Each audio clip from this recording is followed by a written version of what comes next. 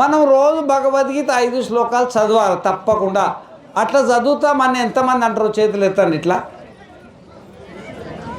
రోజు పర్వాలేదు. ఇప్పుడు శ్రీశైలం ఎత్తిండు, ఇంకా 1 2 3 4 5 6 7 8 9 10 11 12 13 వెనక ఇద్దరు వచ్చిండు 13 14 15 సంజీవ్ రెడ్డి 16 నర్సిరెడ్డి 17 ఇక్కడ 18 అరవిందరావు గారు ఎత్తిండు 18 19 20 21.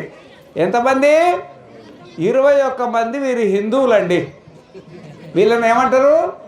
హిందువులు అంటారు. మిగతా వాళ్ళని ఏమనాలో మీరు మీలా తుర్కోల్లా కారు, ఏసుక్రీస్తుల్లా కారు, హిందువులు కూడా కారు. మీరు ఏమవుతారో చెప్పండి నాకు.